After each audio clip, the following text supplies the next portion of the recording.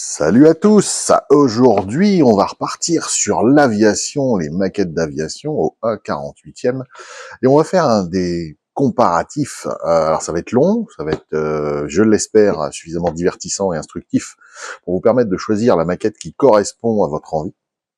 On va parler du A10 Warthog, donc le A10. On va commencer avec le vénérable kit de Tamiya. Il date de 1977. Ça, c'est l'édition 1991, donc typée guerre du Golfe, bien évidemment. La boîte est pas très très grosse, hein, voilà. On a tout de même 188 pièces à l'intérieur de cette boîte, dont quand même 61 pièces juste pour les charges externes. Je parle pas des pylônes, je parle vraiment des charges. On regardera en détail ce que ça donne après.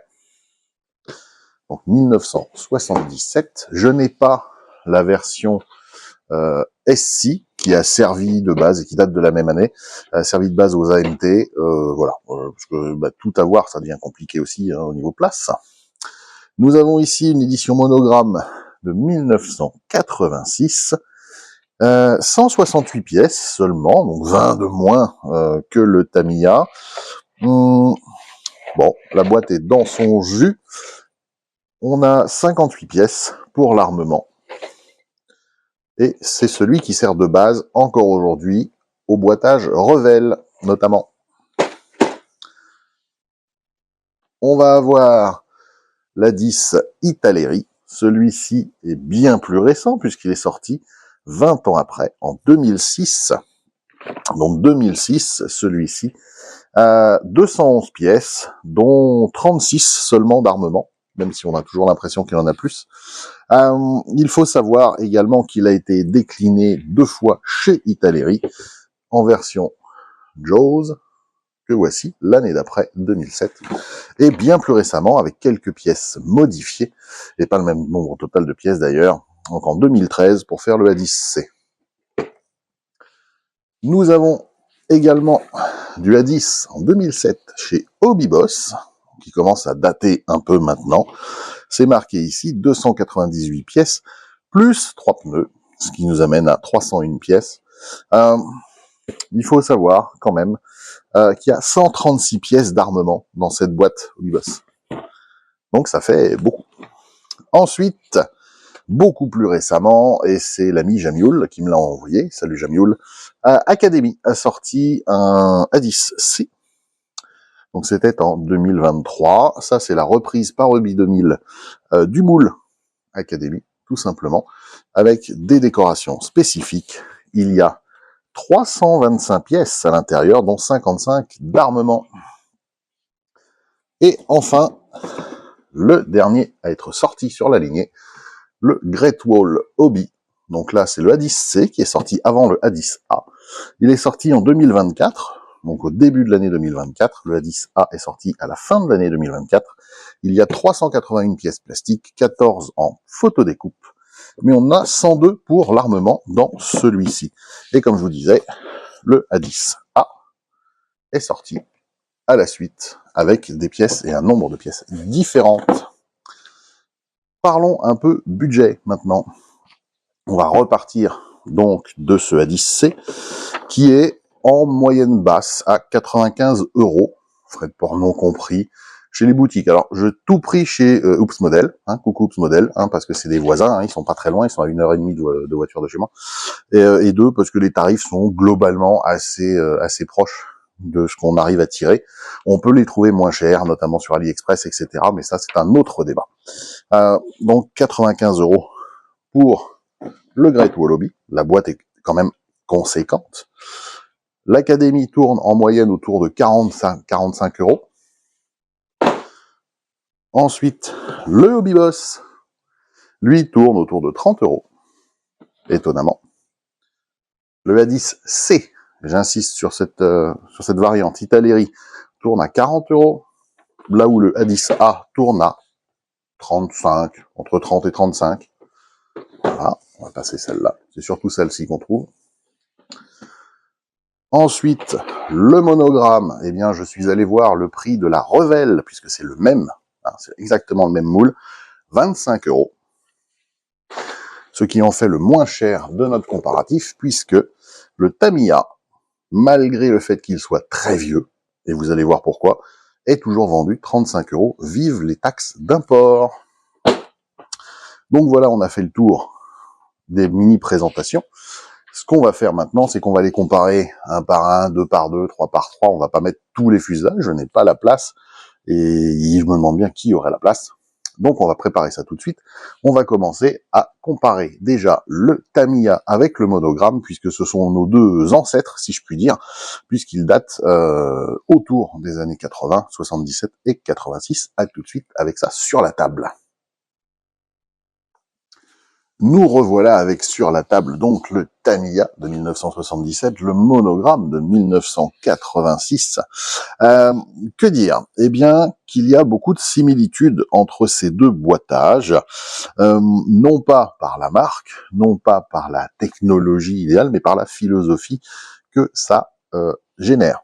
Pourquoi je dis ça? Eh bien, tout simplement parce que ces deux avions sont représentatifs des camions à bombes tels qu'on nous vendait le A10, bien évidemment, fin des années 70, tout début des années 80, c'est-à-dire dans son rôle initial de suppresseur complètement de tank et de défense, et ci et ça. Les notices, eh bien, sont elles aussi similaires. Il n'y a pas énormément d'étapes, vous voyez, 13 étapes pour la Tamiya. Voilà. On a plusieurs schémas de peinture pour le Tamiya, ce qui n'est pas le cas pour le A10 par ailleurs. Donc ici, on a beaucoup plus d'étapes, puisqu'on arrive, hop là, à la 30e où on met tout l'armement. C'est beaucoup plus schématique sur le monogramme, hein, ça a été dessiné à la mimine, et on a un seul schéma de peinture. Il faudra s'en accommoder. Les décals sont de bonne qualité, ils sont toujours en très bon état, puisque là, celui-ci, c'est bien un officiel et un original des années 80. Au niveau des grappes, comme d'habitude, c'était neuf dans les sacs, j'ai enlevé des sacs pour que vous puissiez mieux voir. Pour le Tamiya, j'ai laissé la grappe armement parce que c'est pas l'essentiel. Commençons par le Tamiya, sans surprise, nous avons une fine gravure en relief pour la majorité des pièces.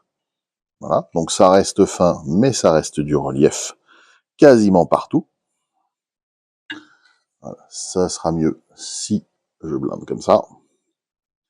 Le plastique ressemble bien du plastique Tamiya, donc c'est du plastique qui est dur et potentiellement cassant, mais facile à poncer. Oui, la pièce ici est cassée dans le sachet, mais bon, ça se recolle. On ne voit pas apparaître de rivetage sur cette gravure, on n'a vraiment que les panneaux. On va comparer avec le monogramme. Eh bien, il y a du rivetage qui apparaît sur le monogramme, et donc le revel que vous trouvez maintenant. Donc on a une très belle gravure qui, même si elle est en relief, eh bien, rend hommage à l'appareil. Je ne suis pas là, comme d'habitude, dans ces vidéos, pour dire ça c'est réaliste, ça c'est pas réaliste, l'appareil réel a pas ça. Là on est vraiment pour comparer les maquettes. Hein. Le reste, les puristes et ceux qui feront les recherches sauront à quoi s'en tenir. Concernant la comparaison des deux, eh bien on est assez raccord. Hein, globalement sur les formes des deux, sur les dimensions que l'on donne à l'appareil. À noter que le monogramme a le canon qui est déjà mis, et les longueurs sont très très similaires. Ce qui est une bonne chose, puisqu'en fait, le Tamiya, lui, est censé faire 34 cm et demi par 36,5 de large, ce qui est un poil trop long. Si je prends les dimensions du A10 réel et que je divise par 48, on devrait avoir 33 cm 87 par 36,52. Voilà, je m'arrête là au niveau de ce qui est théoriquement bien et pas bien. On note que le monogramme est donné pour 33 cm 8 de long, ce qui est très bien, et 36,6 de large, ce qui est quasi parfait. Donc pour l'époque, on a quelque chose qui se tient bien avec le monogramme. La gravure des ailes du Tamiya que l'on va comparer avec celle, hop là, du monogramme. Alors oui, les pièces sur les grappes monogrammes passent leur temps à s'en aller. Donc on est très très proche. On n'a pas de rivetage, enfin très très peu, au niveau des ailes pour le monogramme. Voilà. On voit que les options sont similaires. Sur le dessous, c'est pareil. Qu'en est-il au niveau des nacelles moteurs? Voilà la grappe du Tamiya, qui elle possède une grosse PV et une GBU TV. Eh bien, voilà ce que ça donne. Donc on a quand même des détails de rivetage plus poussés sur le monogramme, comparé à celui du Tamiya qui est très lisse, et qui nécessitera très certainement de réaliser ce rivetage soi-même.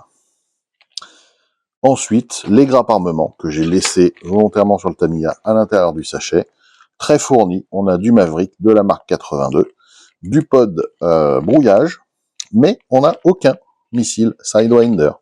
Donc pas d'auto-défense sur le Tamiya, c'est d'ailleurs pas dans la notice, hein, clairement. C'est pas fait pour ça. Et quand on regarde celle du monogramme, on a le pilote également, alors qui est un pilote monogramme, c'est-à-dire pas si mal que ça. Je vous rappelle l'année, hein, on est au milieu des années 80. On a du napalm, de la bombe standard, du Maverick. Donc on a de quoi faire quand même pour armer ce petit jet. On a du double pylône, du rail pour les Maverick, du triple, pardon. Donc on a quand même une configuration qui est sympathique. Au niveau des pièces translucides, au niveau du monogramme comme au niveau du Tamiya, elle est dans son sachet, on a une petite jambe en fait qui sert à maintenir l'appareil à l'horizontale au sol, puisque sinon avec le poids qu'il y a au niveau des roues, après les roues arrière, eh bien il se cabre et il se pose sur la queue. Donc l'idéal c'est de s'en passer et de mettre un poids. Donc voilà pour ces deux premiers éléments.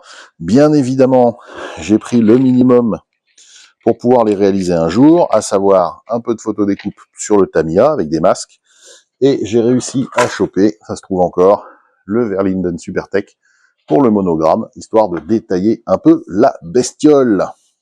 J'ai toujours pas filmé ma vidéo sur les add-ons, justement, sur les aftermarket. Eh bien, ça me fera une bonne excuse pour commencer à compiler tout ça. Je vais remballer ces deux appareils, puisqu'ils sont plus ou moins de la même génération, gravure en relief. Et puis, malheureusement pour eux, un peu à poil. Mais bon, c'était les maquettes aussi des années 80, hein, on va pas se mentir.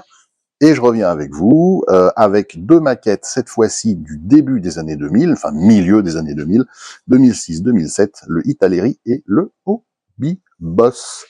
À tout de suite. Nous revoilà donc avec sur la table, cette fois-ci, le A10 Italeri à ma gauche et le Hobby Boss à ma droite, donc 2006-2007. Ils sont donc contemporains et donc concurrents directs. On le voit également au niveau du tarif, même si le Hobby Boss est bien plus, je dirais, boudé, et donc se vend habituellement moins cher, je rappelle, autour de 30 € pour autour de 40 € l'Italeri en version A10C, mais 30 également en version A10A. Donc à vous de choisir la version qui vous va. Quels sont les avantages à prendre quelque chose de plus récent? Eh bien, plus de pièces, un peu plus de détaillage, une gravure cette fois-ci en creux, vous allez le voir, avec un rivetage apparent, hein, sur les deux modèles. On va comparer ça. C'est vrai qu'Hobby Boss, ils ont eu la main lourde. C'est pas toujours juste d'après ce que j'en ai lu. On a énormément d'armement dans la boîte Hobby Boss, 136 pièces, contre 36 simplement dans la boîte Italeri. Est-ce que le Hobby Boss est plus détaillé au niveau armement? On va voir ça très très vite. En tout cas, au niveau des notices, grande page avec de belles décos, comme vous le voyez sur la boîte Italeri. Voilà. Donc on a quand même 3 décos différentes. Je vais la poser là. On a donc 5 grappes principales, une grappe transparente. On commence dès le départ en assemblant le cockpit pif paf pouf et c'est fait. Ensuite la baignoire qui vient en dessous, le puits de train, les ailes. Alors les ailes sur le Italeri, l'aile inférieure est en un seul bout sur lequel on vient mettre les ailes supérieures. Ça nous donne une idée de l'envergure de la bestiole qui normalement est mesurée à 36,5 cm, ce qui correspond à 2 millièmes près à l'envergure normalement idéale du modèle réduit. Ensuite, eh bien, on a effectivement des armements réalisés simplement dans la boîte Italeri. Je rappelle que de toute façon, aujourd'hui, avec les techniques d'impression 3D et aussi tout ce qui existait déjà à l'époque en résine et en accessoires ou en boîte dédiée comme celle de chez Hasegawa, on pouvait remplacer ces modèles qui étaient assez peu détaillés par des modèles bien plus sympathiques en visuel. Ce qu'on n'oublie pas de dire, c'est que le Hobby Boss, eh bien lui, propose, malgré une notice pourrie pour laquelle il faut un bureau de sinistre, parce qu'on n'a pas le choix, hein, voilà, eh bien le modèle Hobby Boss, propose l'assemblage du canon intégralement en plastique, canon donc sorti de son avion, puisque c'est un avion autour d'un canon, hein, le A10.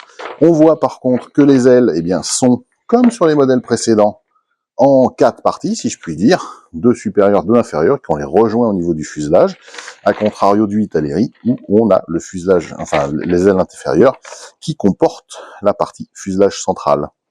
On voit que le canon qu'on assemble, eh bien, on doit le mettre à l'intérieur, et bien évidemment, du fuselage. On ne verra pas une partie du détaillage, mais on peut compter sur le fait de laisser tout ça ouvert en découpant les pièces. C'est un détaillage qui sera facile à faire, normalement. Mais il y a beaucoup de scratch à faire. Il nous propose aussi beaucoup de munitions et donc les positions avec tout ce qu'on peut mettre dessous. On va regarder, maintenant qu'on a fait le tour un peu des notices, on va commencer par les fuselages. Bien les fuselages, donc le Italeri ici émoulé en gris clair. On a une belle finesse de détail sur le HUD, on a un rivetage existant, on a un panneau ici qui est déjà ouvert, donc le fuselage il manque le nez, tout simplement. Ici, sur l'épine dorsale avec les deux moteurs, on a aussi du rivetage et de la gravure en creux qui est quand même profonde, hein, on va pas se mentir, ils n'ont pas fait semblant, ils ont vraiment appuyé dessus. Ici, on a le Hobby Boss, la gravure, un peu moins profonde.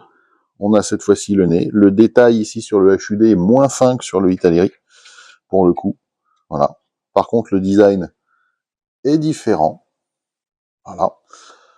On a ici des prises d'air ouvertes. Ici, on ne les a pas. Il faut les rajouter ou les créer. On a d'office, en fait, sur la version du A10 de Hobby Boss, la version Update NTS intégrée. Donc, pas possible, à moins de reboucher et de remplacer quelques éléments, de faire une version Early. Et donc, normalement, une version guerre du Golfe, il y en avait très peu des NTS. Si ma mémoire est bonne, je peux me tromper, dites-le moi en commentaire. Le rivetage, très présent, comme vous pouvez voir. Le rendu paraît sympa. Pardon, un vrai rendu. Et au niveau longueur, on est à peu près raccord, comme vous le voyez. Au niveau ergonomie, eh bien, il y a quelques millimètres qui se baladent à droite à gauche. Les hauteurs des antennes ne sont pas toujours les mêmes. Mais bon, chaque maquette a aussi potentiellement ses défauts. Voilà pour les grappes du fuselage. On va regarder les nacelles moteurs sur le Hobby Boss. Et là, on se rend compte qu'il y a beaucoup plus de rivets que sur l'Italeri. Ce qui ne veut pas dire qu'ils ont raison, ce qui veut dire que, voilà, il n'y a plus de rivets. Les nacelles moteurs, eh bien, sont ajourées Alors c'est à parfaire, mais c'est ajouré au niveau des pales. Donc c'est... Voilà. C'est vraiment à parfaire, parce qu'il y en a qui sont bouchées et pas d'autres. Elles sont pas bonnes, hein, d'après ce que j'ai lu, mais elles sont ajourées. Au niveau des ailes, eh bien, voilà la pièce de jonction qui fait la jonction en fait fuselage et les deux côtés en dessous pour le Italeri.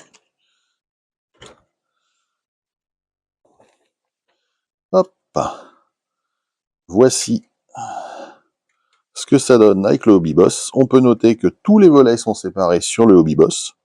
Bonne idée, mauvaise idée, à vous de choisir. On n'a pas les mêmes dimensionnements de trappe, comme on peut le voir. Donc un détail différent. Souvent, Hobby Boss est un peu dans la fantaisie sur certains éléments. Le stabilisateur horizontal est très rifté. On le verra un peu plus tard sur le Italeri. Et hop, on va comparer les ailes avec leur côté supérieur. Autant les dimensions sont très similaires, autant voilà, le détail est toujours différent par rapport à ce qu'on peut voir d'une maquette à l'autre.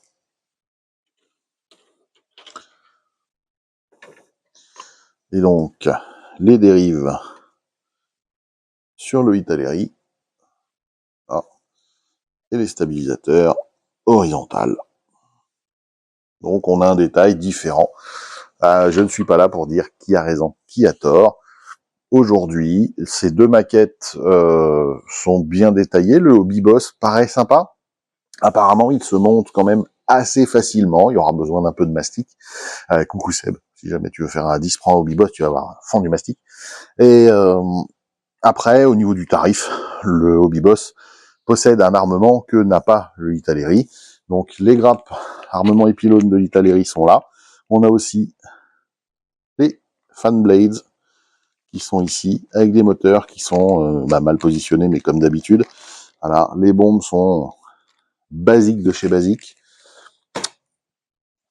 Alors que si on va chez Hobby Boss, je dis pas que c'est moins basique, parce que c'est l'année qui veut ça, mais on en a bien tout simplement un peu plus.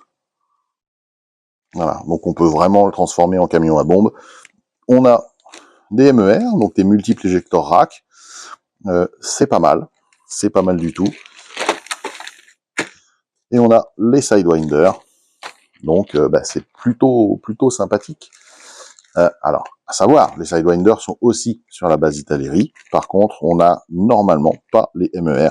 On a du TER de mémoire, il faut que je les retrouve. Enfin bref, il est quand même mieux équipé si vous voulez transformer en camion à bombe. Le Hobby Boss, comme il est moins cher en général que les variations Italeri, voilà. Il y a peut-être des inexactitudes, c'est pour ça que j'ai un cockpit et des puits de train, notamment en résine, pour mettre dessus. Il faut savoir que Italeri, c'était un peu fourvoyé dans certains détails, et avait sorti, hop là, quelque chose que j'ai mis dedans, le A10 Détail 7. Et en fait, on a de la photodécoupe et de les pièces en résine qui permettent de monter le canon sur son petit trolley. Voilà. La photodécoupe pour le poste de pilotage, des moteurs mieux détaillés et beaucoup plus corrects, de fait. Et tout ça, ça vaut le prix, ou presque, de la maquette, du moins en occasion. Voilà ce que ça donne. Alors c'est de la résine, a priori, de bonne qualité. Ça ressemble à quelque chose. On a même le bout du canon, le muzzle brake. Voilà. Sachez que ça existe. Il existe énormément d'add-ons pour A10. Peut-être que je ferai une vidéo séparée. Mais voilà pour ces deux outils qui sont sortis, je vous le rappelle, milieu des années 2000, 2006-2007. On va passer maintenant aux deux autres qui sont plus récents, puisque c'est 2023-2024. À tout de suite. Nous revoilà devant les deux plus récents, donc de ce comparatif, à savoir le Academy, donc sous-boîtage Hobby 2000, mais c'est exactement la même maquette. Nous sommes ici en 2023, ici le Great Wall Hobby, alias Leonard 2024, le A10C, peu importe, là je compare deux A10C, Là, donc, les décorations sont spécifiques à cette version. Ils en ont sorti plusieurs. J'ai pas eu le temps de sortir les grappes des sachets. Il faut dire qu'il y a beaucoup plus de pièces dans ces deux boîtages. 325 sur l'Académie, avec 55 pièces seulement d'armement. Et par contre, 381 pièces sur le Great Wall Hobby, plus 14 de photos découpes, déjà incluses dans le kit, dont 102 pièces d'armement, mais parce qu'en fait, les armements sont très détaillés et sont chacun, en fait, sur des grappes indépendantes. Il y a beaucoup plus de grappes, d'où la taille de la boîte. Voilà, déjà que celle du Académie est grande. On a de la place vide, comme vous pouvez le voir, mais ça, c'est un autre débat sur les boîtages qu'on doit à chaque fois. On va commencer par regarder un peu, eh bien, ce qu'ils nous disent sur le Hobby du 1000. Les masking tapes sont inclus, je ne sais pas, j'ai pas regardé en fait si c'était inclus aussi sur la Académie, mais il y a des chances. Le pilote est inclus également, ça c'est plutôt positif, ça évite d'en acheter un, que ce soit chez Rideau ou un autre. Le cockpit et les trains ont l'air bien détaillés, honnêtement. Ça fleure bon quand même, hein, d'après ce qu'on voit. Est-ce que les détails sont réels ou pas? C'est un autre débat, encore une fois, je suis pas là pour ça. Voilà, on voit que le fuselage est séparé en deux moitiés. On a toute la partie arrière et ensuite la baignoire avant. Quand on voit cette pièce-là à part, ça veut dire que globalement, il doit pouvoir y avoir également un A10A, sorti chez Academy, il n'est peut-être pas encore sorti. On assemble les ailes par moitié, on assemble l'armement en direct, on peut voir donc qu'on a un PEF. Ça c'est un pod désignateur, je me souviens plus de son nom, mais ouais, pod sniper je crois. Normalement, vu sa tête, ça doit être celui-ci. Corrigez-moi si je me trompe, j'ai pas révisé mes pods avant de vous faire cette vidéo. Un double Sidewinder. Ici, c'est une marque 82. Donc, on est très light au niveau armement. Sous l'autre aile, eh bien, on a le pod de brouillage, un Maverick et un petit caisson lance-roquette. On voit que les volets sont également séparés et qu'on peut faire en sorte de les ouvrir ou les fermer. Donc ça, c'est bien. Volet, aileron, aérofrein. On voit ensuite de la petite bombe guidée par laser qu'on vient mettre sous le pylône intérieur. Ensuite, on assemble le stabilisateur, les rives de nez, le gros bidon central, les nacelles. Donc, a priori, une seule pièce. Et on vient glisser tout ça là-dedans. On vient fermer tout ça. Le canopy et la liste des pièces. Tout ce qui est déco, évidemment, c'est sur une notice séparée. Oui, comme vous voyez, j'ai quelques add-ons ici qui m'ont été envoyés également par Jamioul. Ici, la notice de Great Wall Hobby. Alors, ils font pas forcément les notices dans le bon ordre. C'est bien ce qui est embêtant avec cette marque. Le matos est a priori de super qualité, mais il faut quand même regarder un peu mieux. Voilà, et c'est pas... L'avantage, c'est que c'est pas relié. Donc là, on a tout simplement la liste des grappes, et vous voyez qu'il y en a beaucoup. Beaucoup, beaucoup. On a des décals, on a un poids qui est déjà d'origine, et en fait, toutes les parties qui sont ici sont des parties spécifiques sur le A qui est derrière, que je vais pas détailler aujourd'hui, je vous ai juste montré comme quoi il existait. Eh bien, il y a des grappes qui sont remplacées et qui correspondent aux avancées technologiques, mais à l'envers. C'est une dévolution pour faire le A10A, puisqu'il est sorti après le A10C. Et donc on voit, on a la totalité des surfaces inférieures, l'aile supérieure, en une seule grande partie, enfin, voilà, il n'y a pas les volets, etc. Deux fuselages auxquels il manque l'avant et l'arrière, et tout le reste, eh bien, qui vient compléter tout ça. Et tout ça, là, tout ce qui est ici, ce sont les charges inférieures. Donc maintenant qu'on a vu ça, voilà, on va regarder un peu. Ça a l'air super détaillé. On a plusieurs types de schémas de peinture qui sont également détaillés. Là, on n'est que sur de la vue 3D. On a la PE qui est incluse. Voilà. Donc ça explique comment tout doit se mettre en place. Les nacelles moteurs, les blades, on en a de différents types, comme vous pouvez le voir. Pourquoi? Eh bien, parce que là, on les a resserrés. Et non, je vous dis une bêtise. En fait, c'est simplement qu'il y en a deux qui viennent s'encastrer l'une dans l'autre pour avoir la bonne le bon écartement. C'est moi qui dis des bêtises, parce que je sais qu'à un moment donné, ils avaient essayé d'autres moteurs, mais je crois qu'ils étaient revenus sur celui d'origine. Le poids, qui fait pas cette taille-là, mais qui vient se mettre là. Voilà. On voit ici donc tous les détails de gravure qu'on espère retrouver sur le kit. Les trains d'atterrissage qui sont tout de même bien détaillés. Les puristes diront qu'il manqueront les durites, mais ils manquent sur beaucoup des autres. Je vous ai pas montré spécialement, hein. Je vais pas faire une vidéo de 3 heures pour vous détailler chaque pièce. Si vous voulez que je vous détaille chaque pièce, dites-le moi, je referai des petites vidéos spécifiques quand je le montrerai. C'est pas tout de suite, hein, je vous le dis. J'ai pas la place, et j'ai pas le temps, et j'ai pas le bras. Le détaillage des volets, des dérives, du poste de pilotage et du canopy. Les éléments enlevés si on veut le faire en vol. Et tout l'armement. Ensuite, peinture. Ensuite, les pylônes. Les marquages sur les pylônes sont également visibles. Et ensuite, eh bien, par rapport aux différentes missions, eh bien, l'emplacement des munitions en dessous. Ici, le guide de pose des décals et stencils. Que nous avons fini de l'autre côté. Donc une notice bien complète. J'ai rien enlevé des sachets.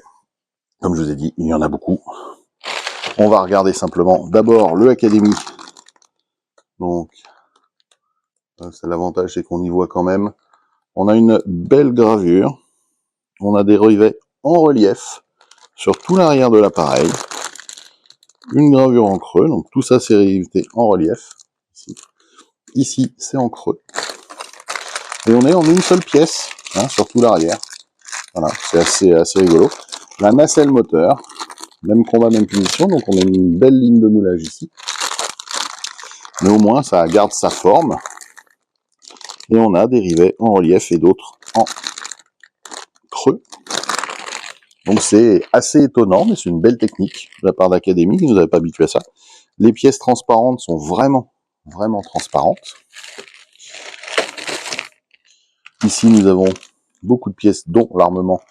Et on aura 2 pilotes pour le coup, sachant que pour chaque pilote, on a une tête avec le masque, avec la visière baissée, et l'autre qui a un masque un peu plus early, donc plus vieux. Nous avons ici l'avant de l'avion, avec un beau détail, une gravure en creux qui est assez fine, un petit rivetage sympa. Les détails principaux y sont, a priori. Et on arrive ensuite aux 2 grappes avec les ailes. Là, on est sur le dessous de l'appareil et on peut dire qu'on a quand même beaucoup plus de finesse que dans ce qu'on a vu, même chez Olibos ou Italeri. On a des formes qui paraissent, vues comme ça, plus correctes, qui ne le sont peut-être pas. Voilà. Ici, les panneaux d'ailes. Ici, les dérives. Donc, ils sont bien rivetés, cette fois-ci en creux. On a les éléments basse visibilité, qui sont déjà d'office sur les dérives. Nous avons également les éléments d'alerte, les passifs. Donc une belle finition pour ce kit Academy. Un nombre quand même conséquent de pièces, hein, je le rappelle, 325, 55 uniquement pour l'armement. La longueur paraît vraiment pile dans la taille du vrai A10, divisé par 48. C'est également ce qu'on retrouve chez le Great Wall. Et le Great Wall, eh bien, pourquoi est-il 2 fois plus cher, même un peu plus de 2 fois plus cher que le Academy? Peut-être par l'ingénierie déployée, peut-être par la marque. Voilà. Vous voyez les fan blades. Hop. Voilà. Donc c'est extrêmement fin. On a vraiment des beaux éléments. Voilà, les pneus. Alors là, ils sont très secoués, hein. On a vraiment une autre dimension. Maintenant, sur des détails qui sont parfois peu visibles, est-ce que le prix en vaut la chandelle? Ici, par exemple, le rivetage, eh bien, il est en relief. Et en fait, c'est ce qu'il mettait en avant au niveau de la promotion. Voilà les bombes, qui sont belles quand même, hein. On peut pas nier. C'est qu'en fait, tout ce qui était en relief sur le vrai appareil ils l'ont fait apparaître en relief sur la maquette. Alors effectivement, les autres n'étaient pas aussi loin, mais pour mettre sur une étagère et diviser par 48, techniquement, hein, eh bien, est-ce qu'on est prêt à mettre ce tarif-là, en fait, dans une maquette, sachant qu'on mettra forcément plus de temps à la monter aussi. Donc ici, on est gravé en relief. Ici, on est en creux et en relief. Donc on voit bien la différence ici. Donc c'est de la très belle ouvrage. C'est de la très belle ouvrage. Le poste de pilotage, écoutez, est quand même très très beau. Peu de reproches à lui faire, si ce n'est son tarif, vu la taille de la boîte, etc. Vu ce que ça contient. Et ici, même constat. On est ici en rivetage en relief, jusqu'ici, un peu ici, pas là. Donc on a vraiment l'impression, effectivement, de respecter quelque chose sur l'appareil, sachant qu'ils sont la plupart du temps très sales. Eh bien, ça permettrait de faire un weathering de toute beauté. À noter que sur celui-ci, on vient rajouter les éléments au bout des ailes et que c'est le dessus qui est également en une seule pièce, enfin une pièce majoritaire. Et on voit bien ici peu de rivetage, néanmoins un peu présent ici. On a un vrai travail de gravure. Les dérives sont en éléments séparés, donc on peut orienter les volets si on veut. Et ici, c'est en relief. Ici, c'est en relief. Ici, c'est en creux. Donc, on a vraiment un rendu qui doit être vraiment exceptionnel une fois monté. Encore faut-il s'y atteler parce que ce n'est pas un kit à la portée du premier débutant, surtout que la notice, comme la plupart de Great Wall ou d'autres fabricants, hein, notamment Kitioc, mais il y a des choses qui sont pas forcément dans l'ordre. Donc faut bien checker tout et avoir l'habitude de monter des gros kits. Donc là, on a un vrai détail aussi au niveau du fuselage, auquel il manque un peu avant et l'arrière. Et tout l'arrière ici est en relief, le rivetage, qui par contre est très très beau. Hein. Un petit zoom sur la PE d'origine, essentiellement les position lights. Voilà, la déco avec des stencils pour les armements, etc., etc. Nous avons un poster et un plan, enfin plusieurs plans en fait de coloris, de couleurs, hein, de décoration. Ici, nous avons les tuyères et le cul de l'appareil. Donc pareil, en relief. Et dans les petites boîtes, nous avons des éléments essentiels. Voilà. Tout ce qui est translucide dans celle-ci. Et devinez ce qu'il y a dans l'autre. Il y a, oui, le lest. Donc, ma conclusion, qui n'engage que moi, sur l'intégralité de ces kits. Vous voulez vous faire plaisir sans vous prendre la tête pour le monter, je dirais que le Italeri, pour moi, reste une base convenable. Voilà. Derrière, si vous voulez vous prendre la tête à l'infini, vous avez soit le Great Wall Hobby, voire le Academy. Le Academy étant plus de 2 fois moins cher, c'est une très très bonne option, à mon avis, même s'il y a très certainement des éléments qui ne sont pas, je dirais, corrects dessus. Il existe aujourd'hui des tonnes de sets de correction pour toutes les maquettes que je vous ai montrées. Si vous voulez vraiment, mais vraiment, hein, un parfum de vintage, prenez le Tamiya ou le Revel, qui est la suite du monogramme.